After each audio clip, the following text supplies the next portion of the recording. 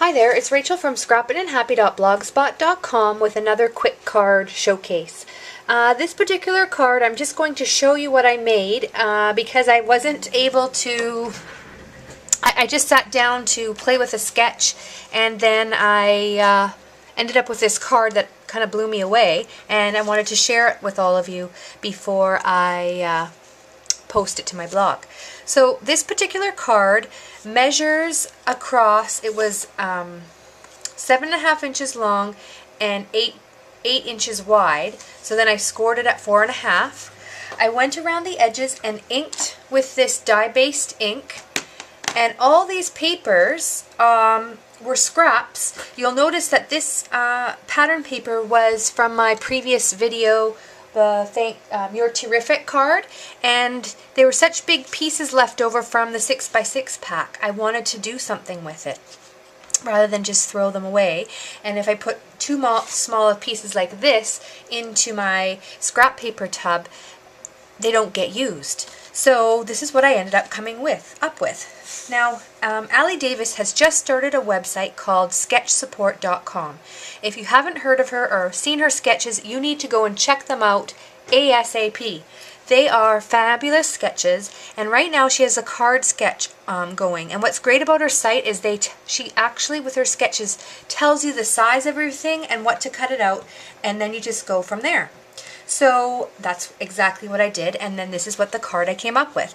So what I did first is I used the same Martha Stewart punch that I used in my You're Terrific card, and I did the border all along the edges here. And then I cut this purple strip, and this is just from my stash, my scrap stash.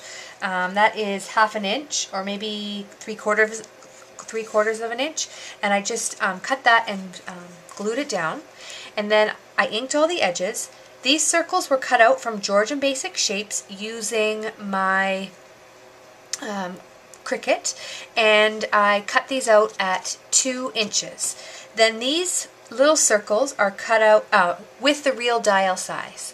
These were cut out at 1 inch with the real dial size, and this scallop comes from the Winter Woodlands cartridge, and I just scaled this in Design Studio to make this fit the particular card.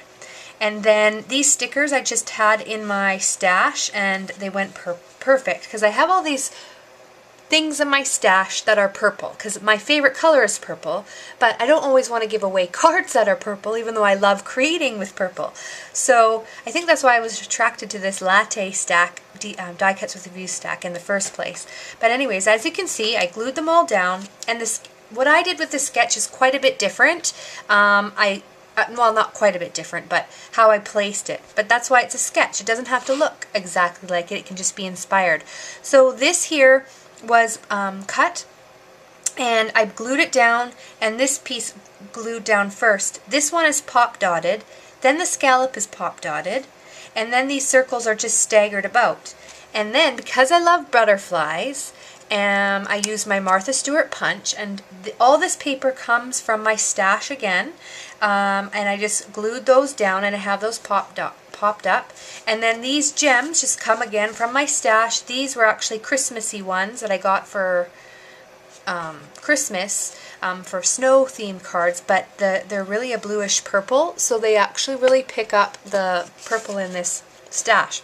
And this is my card. This is a Studio G stamp, and it comes, it was from the dollar section or $1.50 section in Canada at Michael's, and I used black pigment ink, and then I used my black embossing ink. First time I've used that, and I did the embossing.